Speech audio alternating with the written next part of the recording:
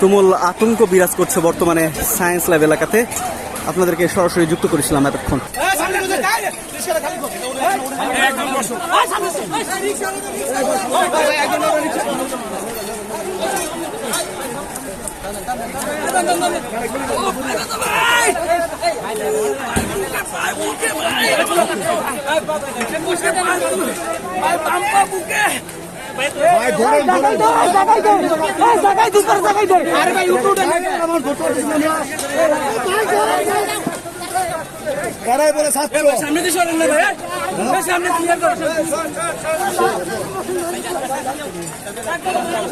দর্শক দেখছেন কিন্তু এই মুহূর্তে ছাত্রলীগের একজন কর্মীকে আসলে আহত করেছে কোটা সংস্কার আন্দোলনের যেসব শিক্ষার্থীরা তারা।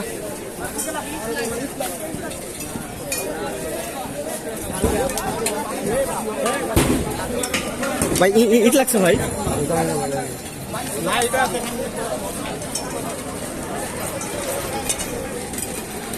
চরম উত্তেজনা বিরাজ করছে বর্তমানে সায়েন্স ল্যাব এলাকায়। এই মুহূর্তে কিন্তু দেখলেন ছাত্রলীগের একজন কর্মী ঢাকা কলেজের সম্ভবত তিনি কিন্তু আহত হয়েছেন।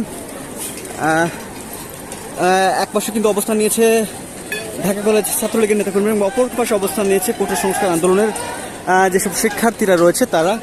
এখানে কিন্তু ধাওয়া পাল্টা ধাওয়া ইট পাটকেল নিক্ষেপ কিন্তু এখনও কিন্তু আসলে চলছেই এবং দেশীয় অস্ত্রশস্ত্র নিয়ে কিন্তু দুপক্ষই আসলে সংঘর্ষে জড়িয়ে পড়ছে মুহূর্তেই। আপনাদেরকে আমরা আগেও সরাসরি যুক্ত করেছিলাম পরিস্থিতি জানানোর জন্য।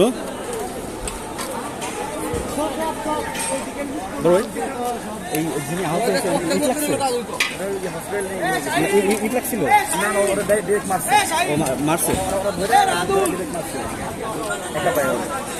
দর্শক ঢাকা কলেজ ছাত্রলীগের কর্মী না, দর্শক ঢাকা কলেজ ছাত্রলীগের একজন কর্মীকে কিন্তু পিটিয়েছে কোটা সংস্কার আন্দোলনকারী যেসব শিক্ষার্থীরা।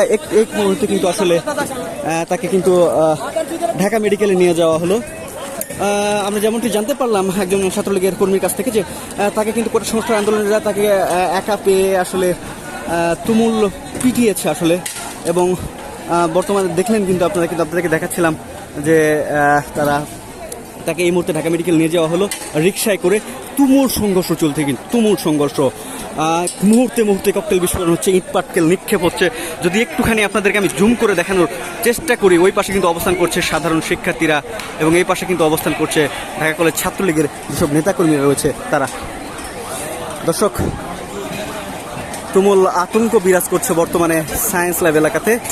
আপনাদেরকে সরাসরি যুক্ত করেছিলাম এতক্ষণ।